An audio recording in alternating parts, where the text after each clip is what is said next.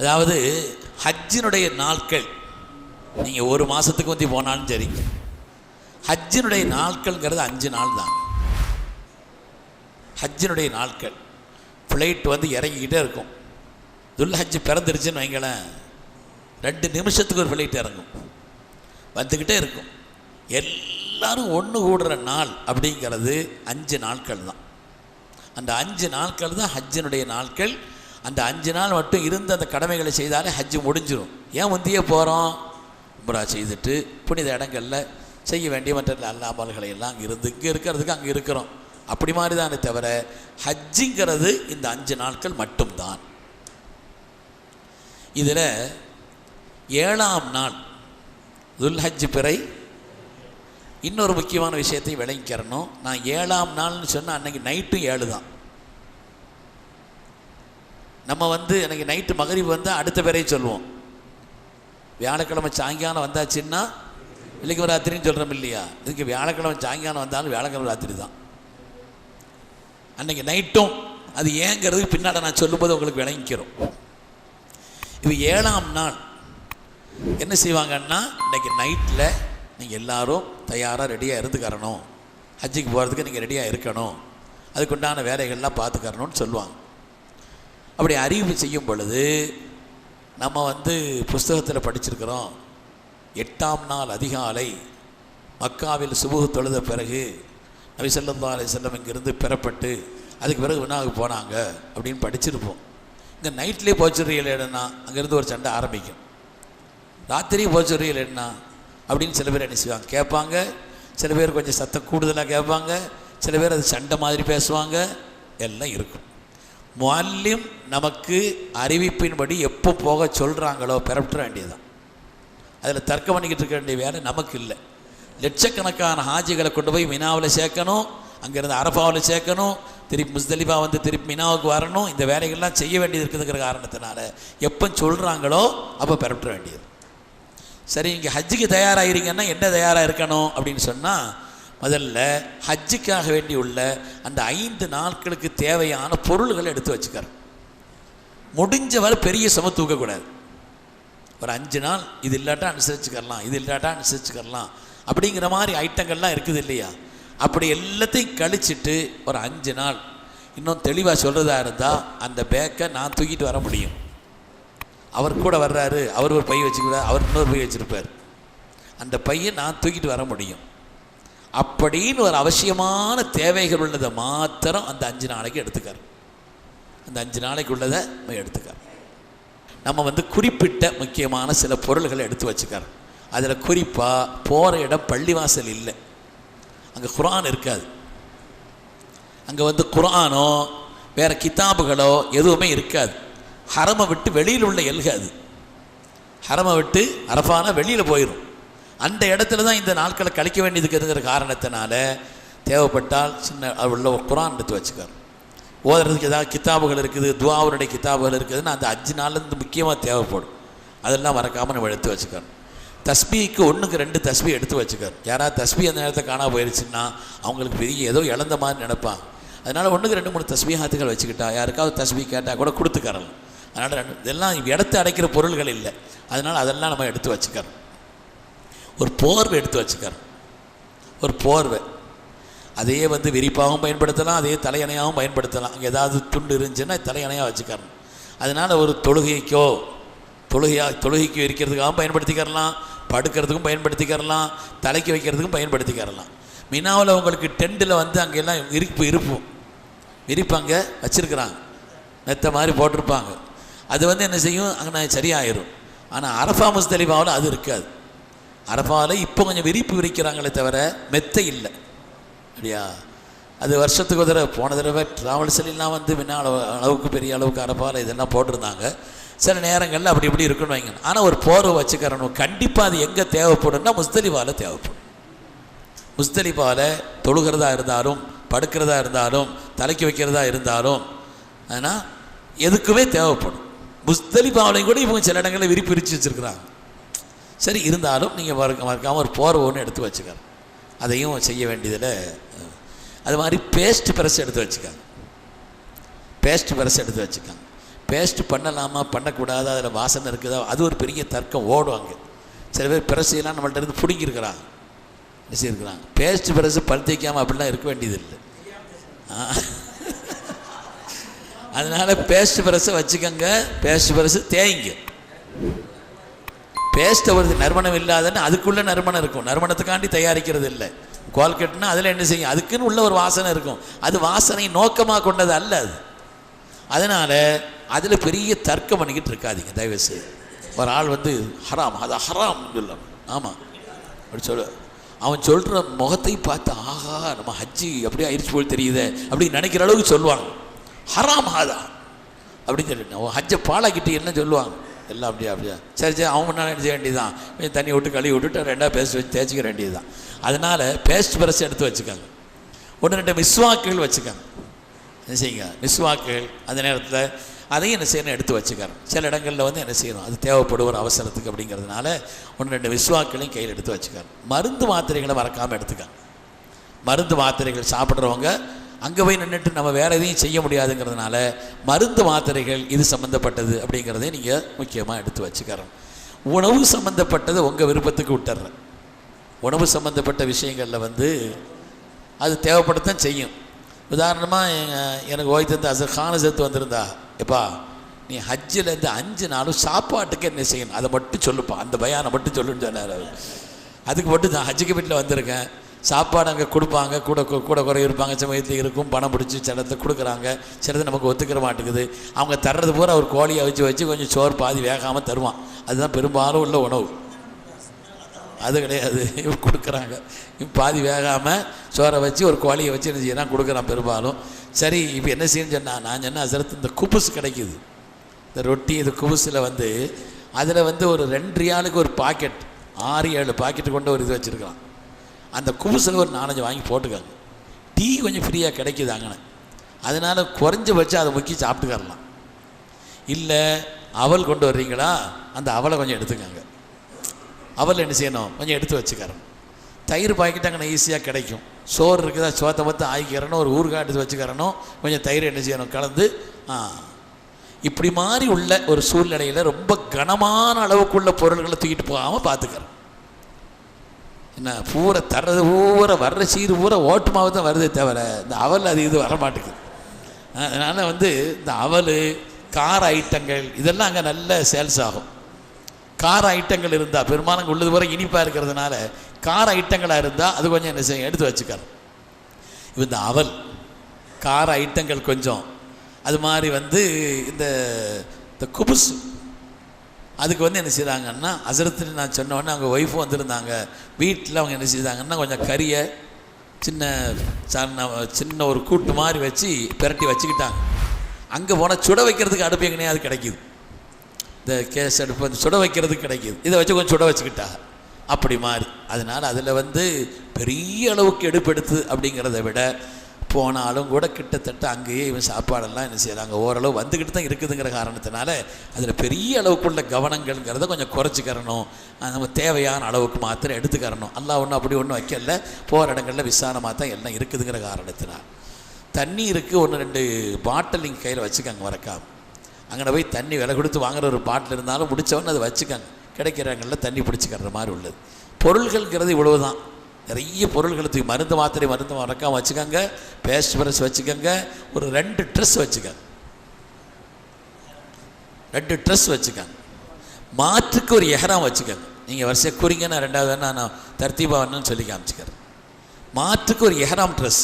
எஹராமில் தான் இருக்கிறீங்க, அந்த எஹராம் நஜீஸ் ஆகிட்டா, அந்த எஹராம் ரொம்ப அழுக்காயிட்டா, அந்த எஹராமில் வந்து நம்ம குளிச்சிட்டோம், இப்படி மாதிரி உள்ளதுக்கு மாற்றுறதுக்கு ஒரு எஹராம். பெண்களையும் பொறுத்தவரையில் அப்படித்தான். அவங்க ஒரு 3 சேலை வச்சுக்கிட்டா போதும். அவங்க என்ன செய்யணும், ஒரு 2-3 சேலை அவ்வளோதான் மொத்தத்துக்கு. அவங்களுக்கு தனி எஹராம்ங்கிறது ஒரு இல்லை அப்படிங்கிற காரணத்தினால அவங்க 2-3 ட்ரெஸ்ஸுகளை வந்து வச்சுக்கிட்டா போதுமானது. ஒரு 2-3 ட்ரெஸ் வச்சுக்கிறணும். ஆண்களை பொறுத்தவரையில் ஒரு எஹராம் ட்ரெஸ் அப்படிங்கிறது மறக்காமல் வச்சுக்கிறணும். ஒரு வீக்கிறதுக்கு முசல்லாவோ அல்லது வந்து ஒரு போர்வையோ அது ஒன்று வச்சுக்கிறணும். மருந்து மாத்திரைகள் வச்சுக்கிறணும். Paste brush வச்சுக்கிறணும். குரானோ அல்லது இதோ நிறைய அடுக்கிற மாதிரி தெரியும், ஒரு பைக்குள்ளே எல்லாத்தையும் வச்சிடலாம். வரிசையாக சொல்கிறது பார்த்தா 10 ஐட்டம் மாதிரி தெரியும். எல்லாத்தையும் ஒரு பையில் வச்சு என்ன செய்ய, ஜோல்னா பையில் போட்டால் தூக்கி முடிச்சு போட்டுக்கலாம். அது சொல்கிறேன், சொல்லலையே. அதனால் இந்த பொருள்கள் அப்படிங்கிறது இதை எடுத்து வச்சிடணும். இது எப்போ எடுத்து வைக்கணும்? நைட்டில் 8 மணிக்கு பெறப்படணும்னு சொல்லியிருப்பாங்க. அசரில் எடுத்து வச்சு முடிச்சிடணும். அதில் போய் வேறு கவனம் செலுத்திக்கிட்டு இருக்கக்கூடாது. முதல்ல எடுத்து வச்சு மினா முஸ்தலிஃபா அரஃபா கொண்டு போக வேண்டிய ஐட்டம்னு ஒதுக்கி நம்ம வச்சிடணும். ஆண்களும் சரி பெண்களும் சரி முதல்ல அது ரெடியாக்கி வச்சிடணும். நீங்கள் அன்னைக்கு இந்த எஹ்ராமுக்கு முன்னால் சொன்ன அந்த 5 விஷயங்கள் இருக்குது இல்லையா, அந்த 5 விஷயத்தை பேணிக்கிறோம். நகங்கள் இருந்தால் வெட்டிக்கிறோம். இப்போ நம்ம ஊரில் குர்பானி கொடுக்குறோம், அப்போ அப்படிங்கும் பொழுது நகை வெட்டக்கூடாது, முடி இறக்கக்கூடாது, அந்த சட்டம் ஹாஜிகளுக்கு கிடையாது. நீங்கள் அங்கே கொடுக்கறது குர்பானியும் இல்லை. முதல்ல பொறுப்பாளர்கள், குடும்பத்தினுடைய பொறுப்பாளர்கள் அங்கே வந்தாச்சுன்னா அவங்களுக்கு இங்கே கடமை இல்லை. அவங்க அந்த ஹஜ்ஜினுடைய அந்த இதை கொடுத்தா போதுமானது. ஊரில் கொடுக்குறாங்க, அதுக்காண்டி நான் தலைமுடி இறக்காமல் இருக்கணுமா, நகை வெட்டாமல் இருக்கணுமான்னா அந்த சட்டம் கிடையாது. அங்கே எஹ்ராமை பொறுத்தவரையில் நம்ம சொன்ன நகங்கள் இருந்தால் வெட்டி கொள்ள வேண்டும், களையப்பட வேண்டிய முடிகள் இருந்தால் களைந்து கொள்ள வேண்டும். எஹ்ராமுடைய சுன்னத்தான குளிச்சுக்கறணும். எஹ்ராம் அணிவதற்கு முன்னால் உடம்பில் நறுமணங்களை பூசிக்கறணும். 2 ரக்காத் தொழுதுக்கறணும். ஹரமுக்கு போயிட்டு இருக்கிற வாய்ப்பு இருந்தால் ஹரமிலேயே தொழுதுக்கறணும். எஹ்ராம் அணிகிறதுக்கு முன்னால் நீங்கள் என்ன செய்ய போகிறீங்க, லொஹருடைய நேரம், லொஹர் முடித்த உடனே அங்கே இருக்கிறீங்கன்னு சொன்னால் அங்கே எஹ்ராமுடைய சுன்னத்தான தொழுகைன்னு தொழுதுட்டு வந்துடும். இது பெண்கள் ஒரு வேளை தொடக்குள்ளவர்களாக இருந்தால், பெண்கள் ஒரு வேளை எஹ்ராம் கட்டக்கூடிய ஹஜ்ஜினுடைய அந்த காலகட்டத்தில் அதுக்காண்டி முந்திரியை மாத்திரையை போட்டுக்கிறது அதெல்லாம் ஒன்றும் செய்ய வேண்டியது. நார்மலாக அவங்களுக்கு எப்படி இருக்குமோ நீங்கள் அப்படி இருந்தால் போதும். அதுக்காண்டி நீங்கள் மாத்திரை போட்டு சாப்பிட்றது, அதை கட்டுப்படுத்துறது, அந்த வேலையெல்லாம் ஒன்றும் செய்ய வேண்டியது. ஹஜ்ஜுக்கு எந்த தடையும் இல்லை. இன்னும் சொல்ல போனால் ஆயிஷா நாயகி ரலியல்லாஹு அன்ஹா நம்முடைய தாய் அந்த நேரத்தில் தொடக்குள்ள நிலையில் இருந்தாங்க. வேறு என்ன வேணும் நமக்கு சட்டம், வேறு என்ன வேணும் இந்த விஷயத்தில்? அழுதாங்க ஆயிஷா நாயகி. சொல்லுதாவோட நான் ஹஜ்ஜுக்கு வந்திருக்கிறேன், இந்த நேரத்தில் எனக்கு இப்படி ஆயிடுச்சு அப்படின்னு சொல்லி உலகத்தினுடைய மூமினத்தான பெண்களுக்கெல்லாம் வழிகாட்டுதல் நிகழ்ச்சியாக அந்த காரியம் அமைஞ்சிருச்சு. அதனால் தொடக்குள்ள நிலையில் பெண்கள் இருந்தாலும் கூட ஹஜ்ஜினுடைய எஹ்ராம் நீயத்து வைக்கிறதுலையோ, ஹஜ்ஜினுடைய நீயத்து வைக்கிறதுலையோ, எஹ்ராம் அணிகிறதுலையோ எந்த தடையும் அவங்களுக்கு இல்லை. ஆனால் தொடக்கூடாது, குர்ஆன் ஓதக்கூடாது, குர்ஆனை தொடக்கூடாது. இந்த விஷயங்களை தான் பேணணுமே தவிர ஹஜ்ஜினுடைய அமல்களில் எந்த குறையும் அவங்களுக்கு அதனால் வராது. ஆமாம், தவாஃபெல்லாம் 10 அன்னைக்கு வர இல்லையா, அது சொல்கிறேன், அது ஒவ்வொன்றா சொல்லிகிட்டே வரேன். அதனால் 7 அன்னைக்கே நமக்கு சொல்லிடுவாங்க, 8 அன்னைக்கு மாலையில் பெறப்படணும்னு சொல்லுவாங்க. இப்போ அதனால் 8ஆம் நாள் 7ஆம் நாள் பிந்தி பெறப்படணும்னு சொல்லுவாங்க. 8ஆம் நாள் முதல் நாள் 8ஆம் நாளுக்கு முன்னால் இந்த 7ஆவது நாளுக்கு பின்னேரத்திலேயே நம்மளை கொண்டு மினால விட்டுருவாங்க. மினால நமக்கு ஒதுக்கப்பட்ட இடங்கள் ஒரு டென்ட் மாதிரி இருக்கும். அங்கே பல நிலையில் உள்ளவங்க இருப்பாங்க. மினாவுக்கு வந்துட்டீங்கன்னு வைங்க, பல நிலையில் உள்ளவங்க இருப்பாங்க. ஒரு ஆளை படுக்க போடுற மாதிரி இடம்தான். பக்கத்தில் ஒரு ஆள் என்ன செய்வார், விடுவார், கொரட்டை, சுபஹானல்லாஹ், விதவிதமான கொரட்டையெல்லாம் கேட்கலாம். கொரட்டையில் எத்தனை வகை இருக்குதோ எல்லா வகையும் அங்கே என்ன செய்ய வரும். சில பேர் கொரட்டை விடுறது பயமாக இருக்கும், அப்படின்லாம் இருக்கும், எல்லாம் இருக்கும். சில பேருக்கு மேலே கைப்பட்டால் தூக்கம் வராது, அங்கே என்ன செய்யும், அப்படி உள்ள நிலையும் இருக்கும். யோகான இடத்துல படுத்தாச்சுன்னா அவ்வளோதான் இருக்கும். ஆனால் அது பொறுத்து ரப்புக்காக நான் என்ன செய்கிறேன் இந்த நேரத்தில், அப்படி உள்ள ஒரு நிலையில் அதை அனுசரிச்சுக்கிறேன். அந்த நேரத்தில் எஹ்ராமில் இருக்கிறோம், நமக்கு அந்த அவரத்து வெளிப்பற்றக்கூடாது, அப்படி கவனிச்சுக்கிறணும். அதனால் அந்த மினாவில் தங்கியிருக்கிறது தான் பெரிய அமல். 8 அன்னைக்கு மினாவில் தான் இருப்போம். ஹஜ் மாதம் 8ஆம் நாள் இருக்க வேண்டிய நேரம் தொஹருக்கு பின்னால் இருந்து நம்ம நைட்லேயே போயிடுவோம். மினாவில் தங்கியிருப்போம். மினாவில் என்ன செய்யணும், ஒன்றும் செய்ய வேண்டியதில்லை. ஹஜ்ஜினுடைய அமல் மினாவில் எது இருக்குதா, ஒரு அமலும் கிடையாது. ஹஜ்ஜுக்குன்னு சொல்லி ஹஜ்ஜினுடைய அமலுன்னு சொல்லி 8ஆம் நாள் மினாவில் தனித்த எந்த அமலும் கிடையாது. தொழுக நேரத்தில் தொழணும், தொழுக வேண்டிய நேரத்தில் தொழணும். இருக்கிற ஆட்களில் விளக்கமுள்ள ஆலிம்கள் இருந்தால் அவங்கள வச்சுட்டு என்ன செய்யணும், ஒரு இமாமத் செய்துட்டு அங்கே தொழுதுட்டு அதுக்கு பிறகு திக்ர் செய்கிறது, குர்ஆன் ஓதுறது, இப்படி மாதிரி உள்ள ஒரு நேரங்களை கழிக்கிறமே தவிர ஹஜ்ஜினுடைய தனித்த அமல் அப்படிங்கிறது ஒரு அமல் 8ஆம் நாள் கிடையாது. அங்கேயும் கூட என்ன செய்வாங்கன்னா அங்கேருந்து இரவுலேயே பெறப்பட சொல்லுவாங்க. எங்கெங்க, அரஃபாவுக்கு 9ஆம் நாள். நான் மினாவுடைய சிறப்பு ஒன்றுமே சொல்லலை, அரஃபாவுடைய சிறப்பையும் ரொம்ப சொல்ல முடியாது, முஸ்தலிஃபாவுடைய சிறப்பையும் நான் சொல்லலை, தர்த்தீபான அமல்களை மட்டும் சொல்கிறேன். சால அடுத்த கூட்டங்கள் வரும்பொழுது நம்ம கேட்டுக்கிறோம். மினா ரொம்ப முக்கியமான இடம். இதுக்கு அடுத்து நம்ம அங்கேருந்து பெறவிட்டு அடுத்த நாள் காலையில் கொண்டு சேர்த்துருவாங்க, அல்லது நைட்டே கொண்டு சேர்த்துருவாங்க. நம்ம அங்கேயும் தர்க்கம் பண்ணக்கூடாது.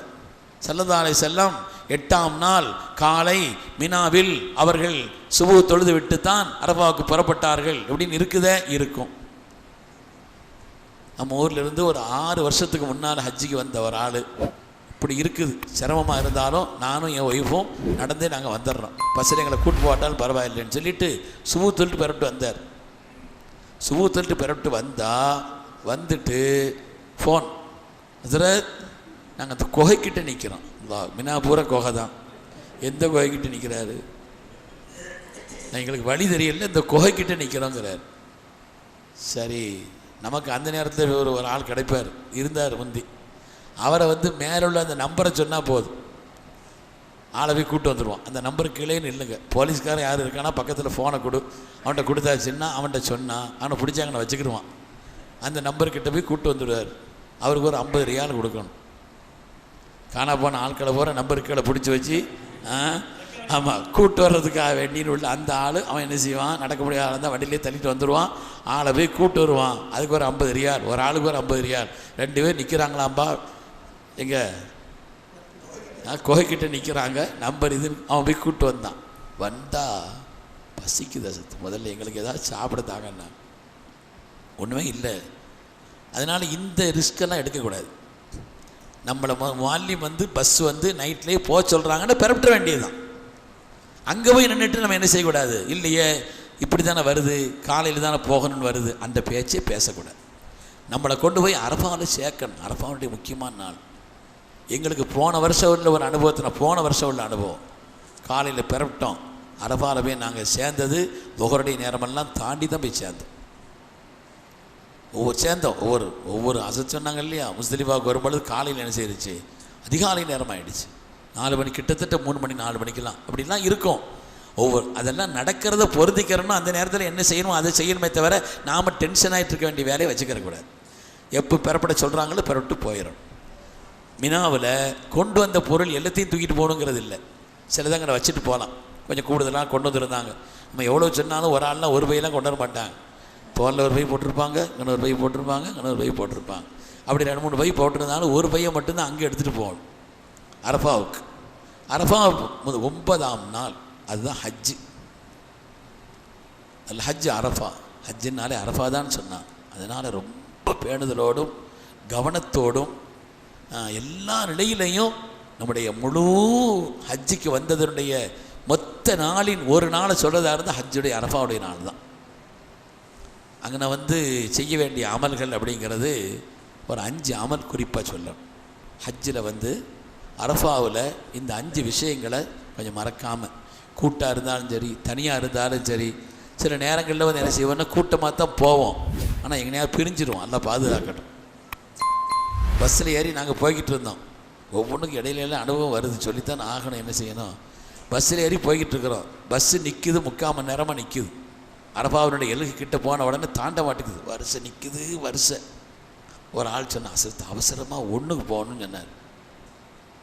அவசரமாக நான் சொன்னேன், ரொம்ப அவசரமாக இருந்தால் கதவை திறக்க சொல்கிறேன், வாசல்கிட்ட அங்கனே உட்காரு, தண்ணி இருக்குது, அங்கே ஒன்றுக்கு போயிட்டு கடை இன்னும் போயிட்டு ஓடி வந்துடுவேன். என்ன இங்கே பாருங்க, பிறப்பிடுச்சின்னு சொன்னால் ஒரு நொடி நிற்க விட மாட்டான் போலீஸ். அடுத்தவன் போகாமல் இருந்தால் கண்ணாடி முதல்ல உடைச்சிருவான். அதனால் அது பெரிய சிரமம். தயவுசெய்து இந்த நேரத்தில் நீங்கள் என்ன செய்யுங்க, அப்படி செய்யுங்க அப்படின்னு சொன்னேன். இல்லை சத்து இன்னும் வந்துடுறேன்ட்டு போனார். 12ஆவது நாள் வந்தார். போயிட்டு மினா அரஃபா முடித்து முஸ்தலிஃபா முடித்து திருப்பி நாங்கள் மினாவுக்கு 10 அன்னைக்கு முடித்து 11 முடித்து 12ஆவது நாள் கண்டுபிடிச்சோம். அவர் சொல்ல வர்றோம், சில நேரங்களில் இப்படி தனியாக ஆக வேண்டிய ஒரு நிலை அல்லாஹ் பாதுகாக்கணும், வரும். அல்லாஹ் பாதுகாக்கணும். இதில் 2 அனுபவம். முதல் விஷயம் என்னென்னா, ஒவ்வொரு ஆட்கள்கிட்டையும் கொஞ்சம் ரியால் கையில் வச்சுக்கிறேன். இல்லை அவங்க நம்ம கூட தானே இருக்கிறாங்க, நம்ம ஒய்ஃபு தான். சில பேர் ஒய்ஃபை கட்டுப்படுத்துவாங்க, சில ஒய்ஃபை இவங்களை கட்டுப்படுத்துவாங்க. எப்படி இருந்தாலும் சரி 2 பேரும் கொஞ்சம் கையில் பணத்தை வச்சுக்கிறேன். 2 பேரும் என்ன செய்யணும், ஆளுக்கு கொஞ்சம் அசரத்து அனுபவமாக இருக்குன்னு நினச்சிருப்பா.